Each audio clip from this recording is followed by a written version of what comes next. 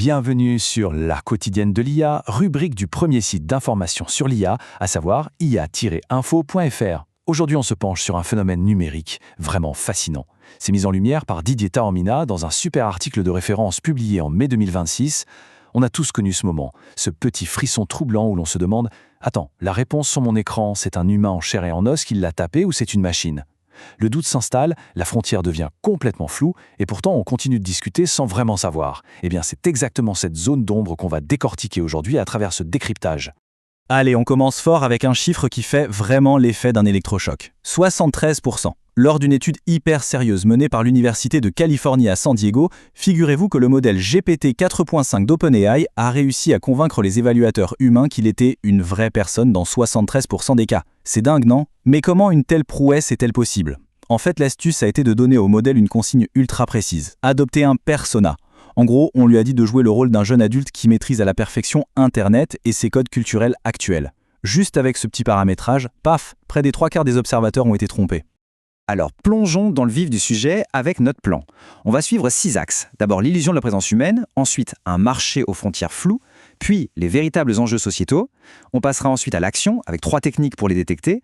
On regardera la réponse réglementaire en Europe, et on finira sur comment aller vers de nouvelles compétences citoyennes. Et qu'on se rassure tout de suite, après avoir posé le problème, on repartira avec des solutions super concrètes et rassurantes pour ne plus se faire avoir. Première partie donc, l'illusion de la présence humaine. Et là, pour bien comprendre l'arnaque, si l'on peut dire, il faut regarder l'envers du décor de cette étude californienne. Sans cette fameuse consigne du persona, le taux de réussite de l'IA s'effondre littéralement à 36%. C'est une chute spectaculaire. Et ça prouve une chose fondamentale sur la technologie de 2026. Ce n'est absolument pas une forme de conscience ou une vraie intelligence qui nous trompe. Pas du tout. C'est juste la maîtrise clinique, presque mécanique, de nos codes sociaux, de nos petites hésitations, de nos structures conversationnelles. Bref, l'illusion repose à 100% sur la forme et pas du tout sur le fond. Et on en arrive à cette citation qui résume parfaitement la situation. Ce n'est pas l'intelligence qui fait illusion, mais la maîtrise des marqueurs conversationnels humains. C'est le cœur absolu du problème. Le fait que des machines puissent mimer nos comportements à la perfection, ça crée un défi collectif monumental pour notre société. On n'est plus face à de simples automates qui recrachent du texte robotique. On a affaire à des entités qui utilisent nos propres attentes sociales pour se fondre dans le décor. C'est vertigineux, parce que ça attaque carrément notre capacité collective à faire la différence entre le vrai et le synthétique.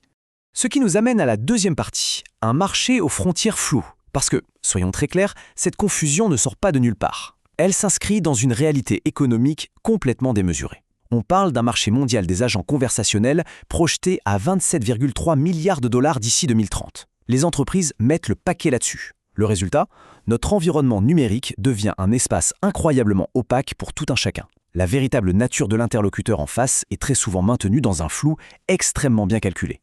Ce qui est vraiment fascinant ici, c'est ce paradoxe absolu. Regardons ces chiffres. Aujourd'hui, un agent IA répond en moyenne en moins de 3 secondes, contre 6,8 heures pour une première réponse humaine. C'est tellement rapide que ça en devient louche. Si on nous répond dans la seconde, notre cerveau se met en alerte maximale. Et le monde à l'envers, le voici. Pour rendre l'IA plus humaine, on la programme délibérément pour qu'elle marque une légère pause avant de répondre. On simule la lenteur humaine pour qu'elle gagne en crédibilité. La technologie est si performante qu'elle doit littéralement se brider pour nous rassurer. Mais techniquement, comment ça marche en 2026 ?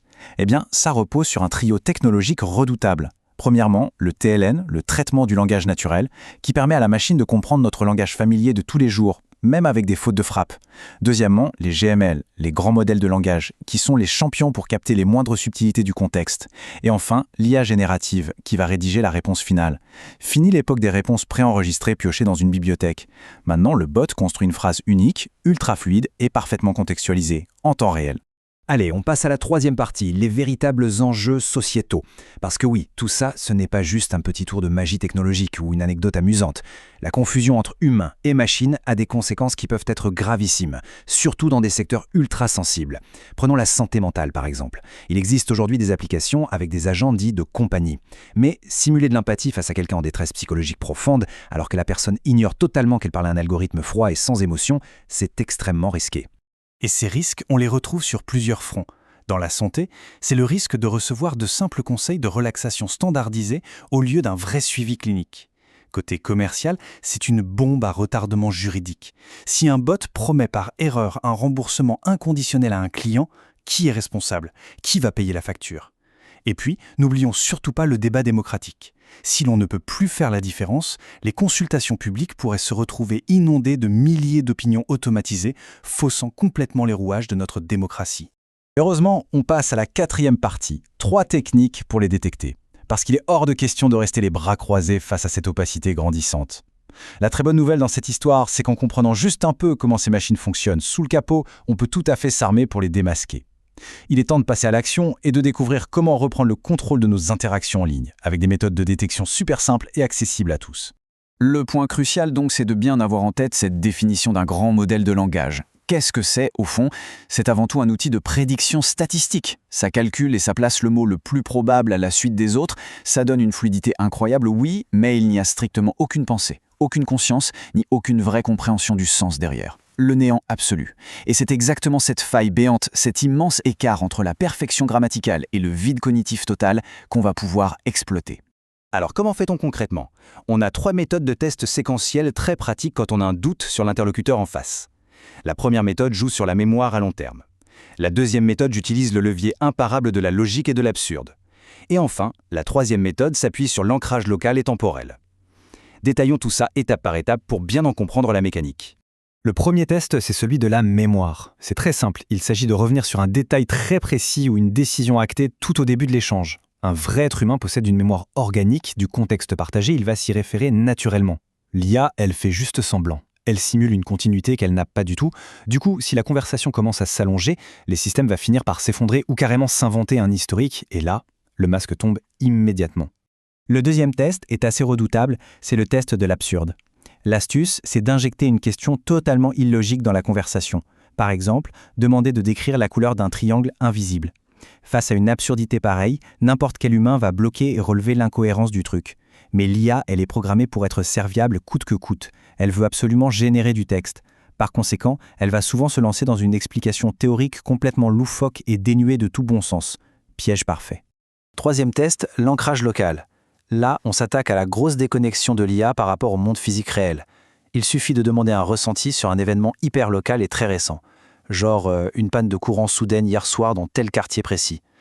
Les modèles d'IA, nourris de bases de données figées dans le temps, vont répondre avec des généralités très froides. Un humain, au contraire, va partager son vécu, des petits détails d'ambiance concret, bref, une perspective ancrée dans le vrai monde. Cinquième partie, la réponse réglementaire en Europe. Bon, il faut l'admettre, bien que ces 3 petites techniques soient géniales, elles ne sont pas totalement infaillibles. Les modèles les plus récents deviennent de plus en plus forts pour esquiver ces pièges. Faire reposer toute la charge de la détection uniquement sur les épaules des utilisateurs, ce n'est tout simplement pas viable à long terme. C'est pour cela qu'un vrai filet de sécurité institutionnelle et juridique est absolument indispensable pour encadrer ces pratiques à grande échelle. Et c'est exactement là qu'intervient l'IA Act de l'Union européenne, en application depuis 2024. C'est un texte fondamental qui impose une obligation de transparence très stricte. Un système qui interagit avec un humain doit obligatoirement et explicitement s'annoncer comme étant une machine. Pas de tromperie. Et le plus fascinant, c'est que cette transparence, loin de faire fuir, elle préserve totalement la confiance. Les études le montrent, on fait preuve de beaucoup plus de patience face aux erreurs d'un assistant quand on sait dès le départ que c'est un bot automatisé. L'expérience utilisateur en ressort gagnante. On arrive à notre 6e et dernière partie, vers de nouvelles compétences citoyennes. Car pour l'avenir, l'enjeu dépasse de loin la simple traque des machines cachées. L'objectif ultime, c'est d'acquérir une véritable littératie numérique, une compétence citoyenne globale. Il s'agit d'apprendre à collaborer de façon optimale avec ces systèmes, tout en ayant une conscience très claire de leurs limites structurelles. Oui, une IA peut traiter une réclamation simple à la vitesse de la lumière, mais non, elle ne portera jamais, au grand jamais, la responsabilité morale ou légale de ses actes. Et ça illustre brillamment la complémentarité qui doit s'opérer. Si l'on regarde ce tableau, la machine est la reine incontestée pour la vitesse d'exécution, le traitement de volumes de données massifs et une constance inépuisable. Elle ne fatigue jamais. Mais l'humain reste le boss absolu dès qu'il faut appréhender la complexité, gérer la véritable émotion ou apporter de la nuance et de la négociation. C'est en définissant et en respectant rigoureusement ces rôles distincts qu'on construit un service client ultra efficace et une société numérique saine. Toute cette dynamique nous amène à une réflexion finale essentielle, une question qui mérite vraiment d'être posée. Sommes-nous collectivement prêts à collaborer avec ces outils redoutablement efficaces, tout en exigeant, sans la moindre concession, une transparence totale sur leur identité ? L'imitation, même de très haute précision, ce n'est pas de l'intelligence. Et c'est en acceptant cela que nous tirons le meilleur parti de cette technologie, sans y perdre nos repères sociaux. C'est la fin de ce décryptage. Retrouvez toute l'actualité autour de l'intelligence artificielle sur le portail ia-info.fr.